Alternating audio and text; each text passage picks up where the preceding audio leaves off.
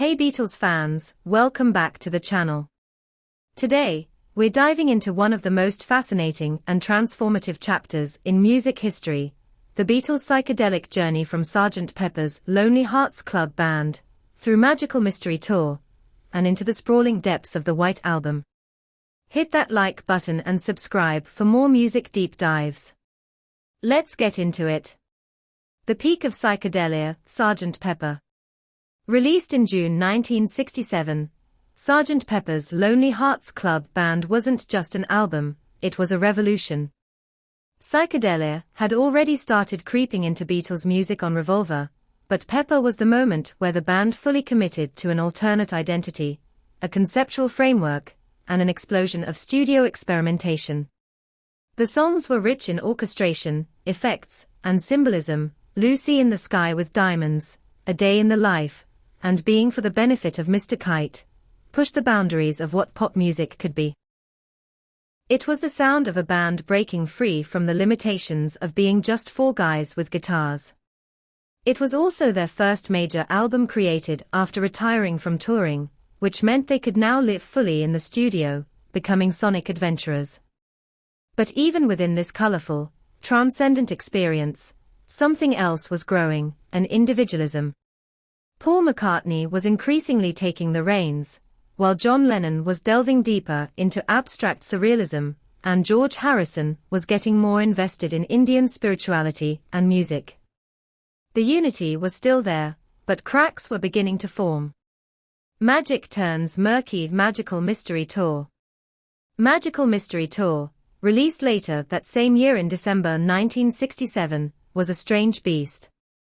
Half soundtrack, half compilation, it expanded on Sgt. Pepper's psychedelic textures, but without the same cohesion.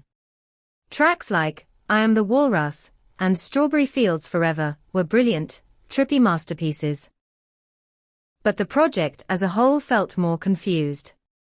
The accompanying TV film was met with widespread confusion and disappointment in the UK, signaling the first major stumble in their post-touring era. Creatively, they were still pushing boundaries, using backward tape loops, mellotron experiments, and surrealist lyrics. But the magic was starting to slip into chaos. Internally, Brian Epstein, the band's manager and father figure, had died just months earlier. Without him, the Beatles were suddenly adrift, lacking the clear guidance that once kept them grounded. The acid-fueled adventures were starting to lose their sparkle. The trip was getting darker. Fragmentation and Fire. The White Album. Then came the White Album, officially titled The Beatles, released in November 1968.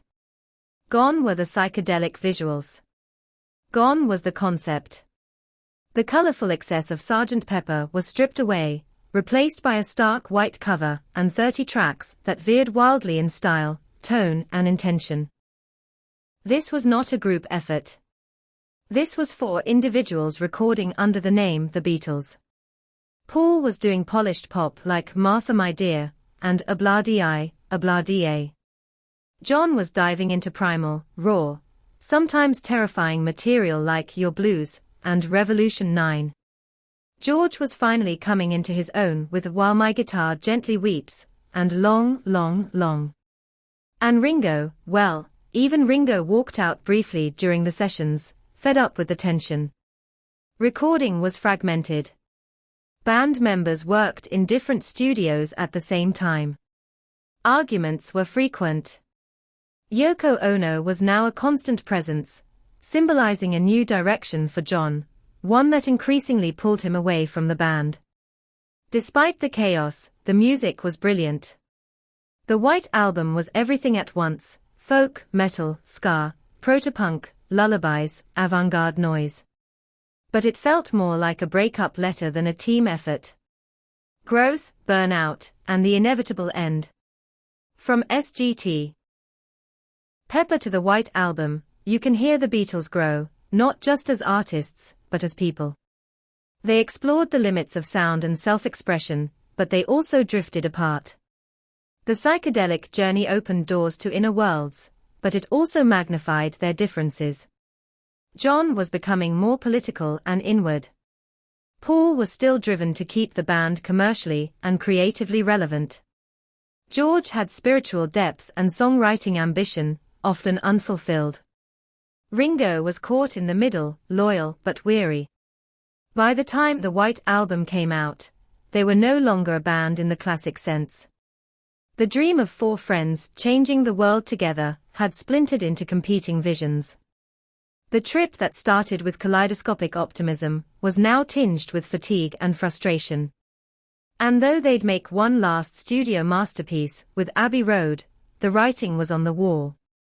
The magic had turned into something heavier, more complicated. The Beatles had changed the world. But it had changed them too. Thanks for watching. What's your favorite moment from this psychedelic trilogy, Sgt. Pepper, Magical Mystery Tour, or the White Album? Drop it in the comments below. Don't forget to like, subscribe, and hit that bell for more deep dives into music history. Subscribe then say sub in the comments and get a personal message from me. Until next time, peace and love.